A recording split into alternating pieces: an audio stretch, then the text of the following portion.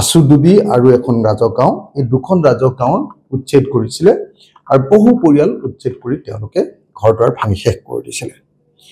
এতিয়া সেই উচ্ছেদিত এলেকাত তেওঁলোকে কিবা বনাবৰ কাৰণে আজি ৰাস্তাৰ কিবা এটা কাম কৰিব খুজিছিলে আৰু মই জনামতে তাত ৰাইজে বাধা প্ৰদান কৰিছিলে।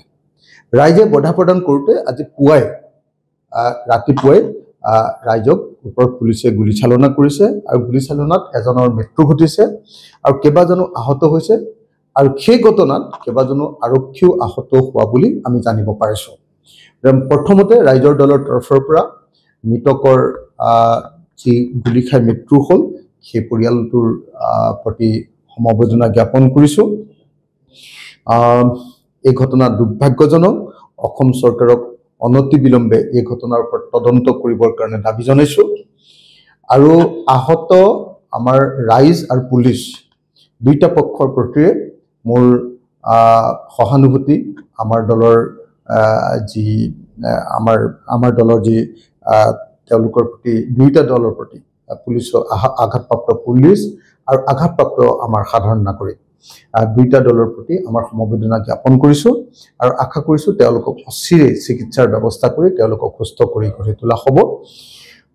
এইটো বৰ দুৰ্ভাগ্যজনক কথা যে বিজেপি চৰকাৰখনে সাম্প্ৰদায়িক নীতিৰে মুছলমানৰ ওপৰত আক্ৰমণ কৰিলে হিন্দু মানুহে ভোট দিব, এই নীতিৰে তেওঁলোকে য'তে ত'তে এনেকুৱা উচ্ছেদ কাৰ্যসূচী চলাই গৈছে।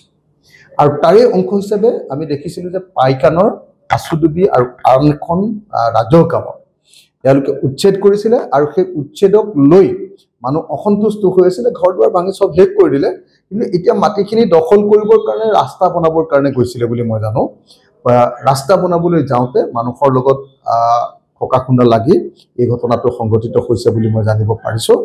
এনেকৈ গুলীচালনা কৰাৰ কাৰণে মই গৰিহণা দিছোঁ, তীব্ৰ নিন্দা কৰিছোঁ আৰু অসম চৰকাৰক মৃতকৰ পৰিয়ালক ক্ষতিপূৰণ দিবৰ কাৰণে মই দাবী উত্থাপন কৰিছোঁ আৰু এই ঘটনাৰ তদন্ত ঘোষণা কৰিবৰ কাৰণে আৰু তদন্তৰ ঘোষণা কৰি উচিত ব্যৱস্থা গ্ৰহণ কৰিবৰ কাৰণে, শাস্তিমূলক ব্যৱস্থা গ্ৰহণ কৰিবৰ কাৰণে দাবী জনাইছোঁ। মই গৈছিলোঁ সেইটো অঞ্চললৈ, সেইবিলাক কোনো সন্দেহজনক বাংলাদেশী মানুহ নহয়, সেইবোৰ 1951 চনৰ NRCত নাম থকা সংখ্যালঘু মুছলমান মানুহ হয়। তেওঁলোক মুছলমান হয়, তেওঁলোক সংখ্যালঘু হয়, তেওঁলোক মিয়া মানুহো হয়, সেইটো হয়। কিন্তু এই যিটো কথা আমাৰ ইয়াত কৈ থাকে যে এইবোৰ বাংলাদেশী, এওঁলোক বিদেশী, এইবিলাক নহয়, মিছা কথা। মই নিজে গৈছিলোঁ অঞ্চলত, 1951ৰ NRCত নাম আছে তেওঁলোকৰ, গতিকে 52 ভোটাৰ লিষ্টত তেওঁলোকৰ নাম আছে। এইবিলাক কথা মিছা কথা। মই ভাবোঁ যে সেইটো অকল ৰাজনীতি কৰিবৰ কাৰণে, হিন্দুৰ ভোট পাবৰ কাৰণে মুছলমানক বাংলাদেশী বুলি কোৱাৰ বিজেপিৰ যিটো নীতি, সেই নীতিহে সেইটো কথা। গতিকে মই ভাবোঁ যে এই ঘটনাৰ তদন্ত উচ্চ পৰ্যায়ৰ তদন্ত হওক, কঠোৰতম ব্যৱস্থা হওক, আহতসকল পুলিচ আৰু ৰাইজ সকলোকে চিকিৎসাৰ ব্যৱস্থা কৰা হওক আৰু অচিৰেই এই মানুহবিলাকক পুনৰ সংস্থাপনৰ ব্যৱস্থা গ্ৰহণ